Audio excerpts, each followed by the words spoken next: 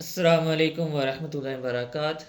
आपको उर्दू के फ़ॉन्ट्स नहीं मिल रहे या आपको उर्दू के फ़ॉन्ट्स पसंद नहीं आ रहे और या आपके एलिस्टेटर के अंदर या प्रीमियम प्रो के अंदर या किसी भी अडोब के सॉफ्टवेयर के अंदर आपके उर्दू फ़ॉन्ट्स सही तरह से लिखे नहीं जाते, तो आज हम इस वीडियो के अंदर ये सब कुछ देखने वाले हैं।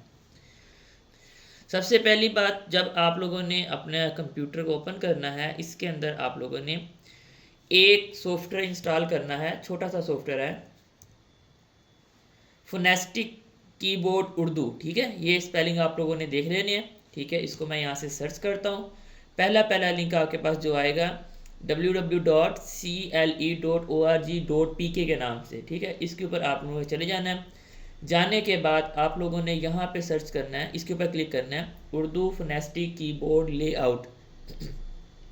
इसके ऊपर जैसे आप टैप करेंगे, आपका यहाँ पे ये कीबोर्ड डाउनलोड हो चुका है। ठीक है, और अगर आप लोगों को उर्दू टाइपिंग नहीं आती तो आप लोग सेकंड वाले लिंक के ऊपर क्लिक करेंगे। आपके पास यहाँ पे कीबोर्ड ओपन हो जाएगा कि आप कौन से बटन के साथ कौन सा हर्फ प्रेस करके लिख सकते हैं। ठीक है, इसको आप लोगों ने फिर डाउनलोड करना है। डाउनलोड करने के बाद मैं यहाँ पे आ जाता हूँ एंड इसको मैं डबल क्लिक करके ओपन करता हूँ। ओपन करने के बाद मैं इस फोल्डर के अंदर आता हूँ। ये हमें exe फाइल मिलती है। मैं इसको यहाँ पे डबल क्लिक करता हूँ। डबल क्लिक करने के बाद वो कह रहा है कि आपने इसको रिमूव करना है या रिपेयर करना है। तो मैंने पहले इंस्टॉल किया हुआ है, इसी वजह से मुझे ये लफ्ज़ पूछ रहा है। मैं आप लोगों के पास इंस्टॉल नहीं होगा तो आप लोगों ने इसको नेक्स्ट करके इसको फिनिश कर देना है, आपका कीबोर्ड इंस्टॉल हो जाएगा। इसको मैं यहाँ से क्रॉस करता हूँ एंड क्लोज, एंड इसको भी मैं क्लोज करता हूँ। क्लोज करने के बाद जो है ना, आप लोग यहाँ पर देखेंगे कि आपको यहाँ पे इंग्लिश का बटन नज़र आ रहा होगा। इसके अंदर आपको यहाँ पे उर्दू पाकिस्तान और नीचे फोनेस्टिक लिखा हुआ भी नज़र आ रहा है। इसका मतलब है कि आपके कंप्यूटर के अंदर, लैपटॉप के अंदर जो है ना, उर्दू का कीबोर्ड इंस्टॉल हो चुका है। अच्छा, अगर ये भी किया हुआ है, इसके बावजूद आपके किसी भी एडोब के सॉफ्टवेयर के अंदर आपकी उर्दू सीधी नहीं लिखी जाती, वो एक एक लफ्ज़ लिख कर आती है, वो भी मैं आप लोगों को बताता हूँ। मैं यहाँ पे एक न्यू प्रोजेक्ट ओपन कर लूँ एंड यहाँ पर मैं लिखता हूँ ना, टाइप करता हूँ।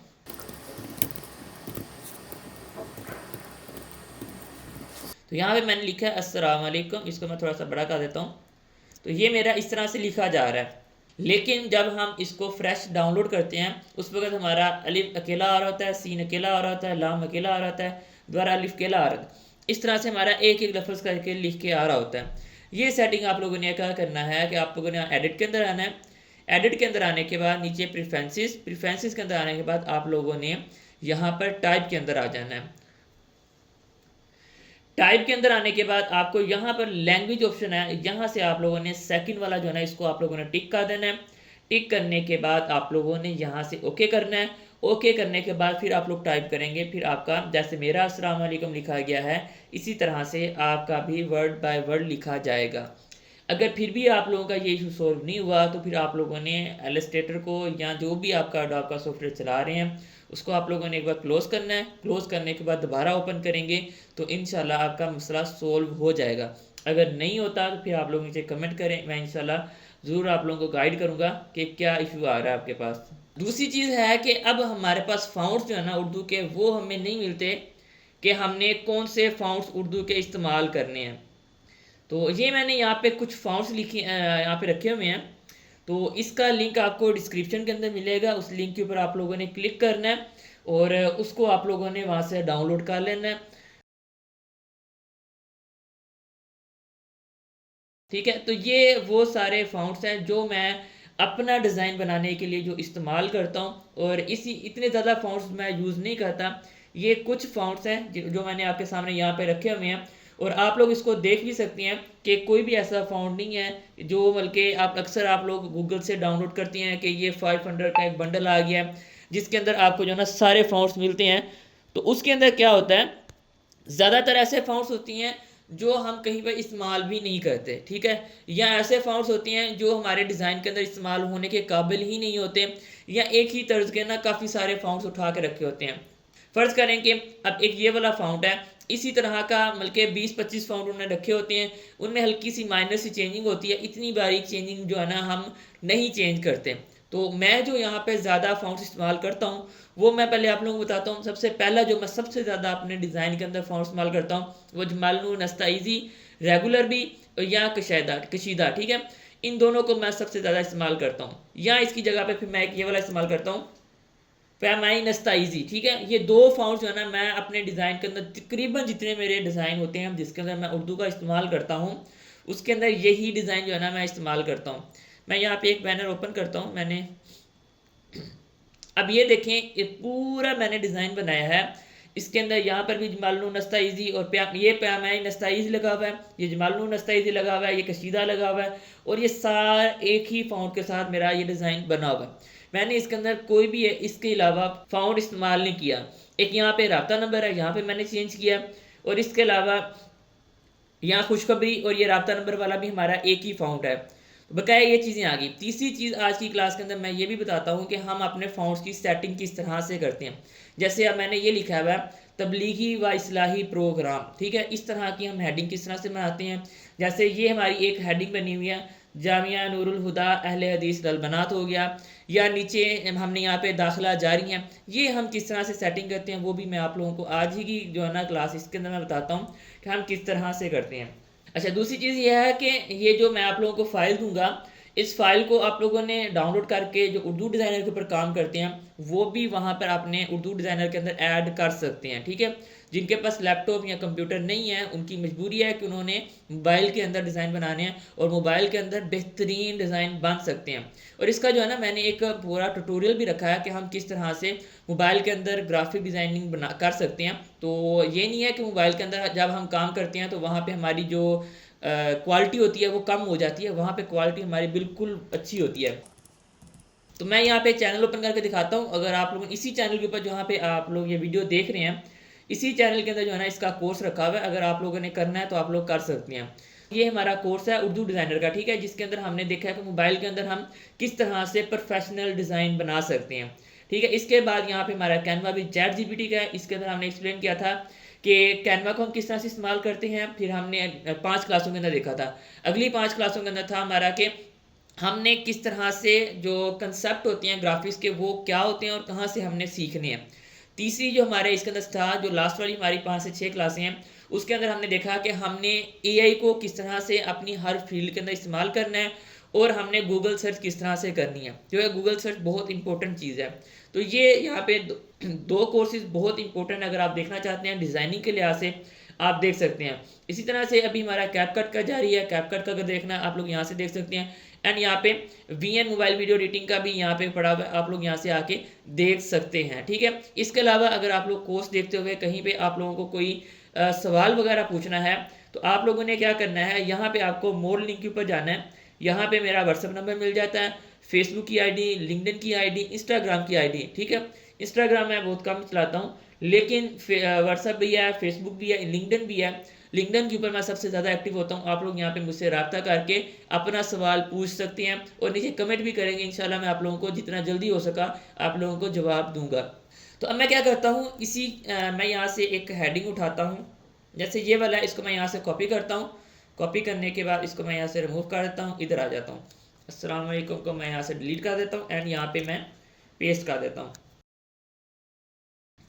अब ये हमने लिखा हुआ है, हमने इसकी जो है ना अब एक मेन हेडिंग बनानी है या इसकी थोड़ी सी कैलीग्राफी करनी है। तो उसके लिए हमें उर्दू की किस तरह से सेटिंग करनी होगी, हम एक एक चीज़ को पकड़ के जो है ना इसको सेट कर लें। पहली बात तो हमारे पास यहाँ पे एक ऑप्शन दिया होता है जहाँ से हम इसका फ़ॉन्ट छोटा बड़ा कर सकते हैं मैनुअली, ठीक है। और यहाँ से अगर आपकी मल्टी लाइन टेक्स्ट है तो आप यहाँ पे 2 लाइन का दरमियान का जो वक्फा है उसको आप यहाँ से सेट कर सकते हैं और यहाँ से 2 अल्फाजों के दरमियान का वक्फा जो है ना वो आप यहाँ से कम ज़्यादा कर सकते हैं, ठीक है। लेकिन जब हम हेडिंग बनाते हैं उस वक्त हम इसको ना फ़ॉन्ट्स को तोड़कर अपने तरफ से इसको थोड़ा सा एडजस्ट करने की कोशिश करते हैं। तो मैं यहाँ पे आपको करके दिखाता हूँ।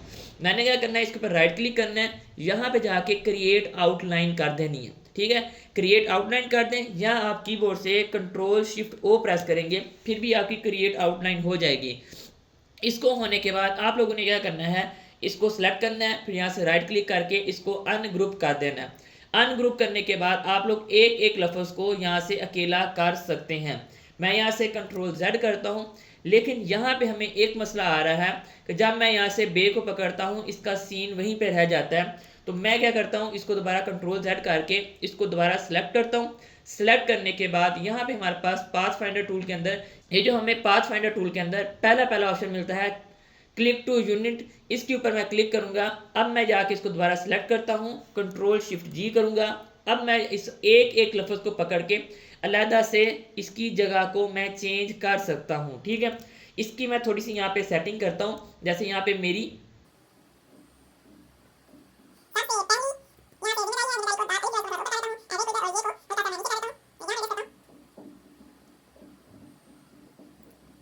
ये मैं एक रफ सी आप लोगों को एग्जांपल दे रहा हूँ कि हम जो है ना इस तरह से इसके अंदर कर सकते हैं।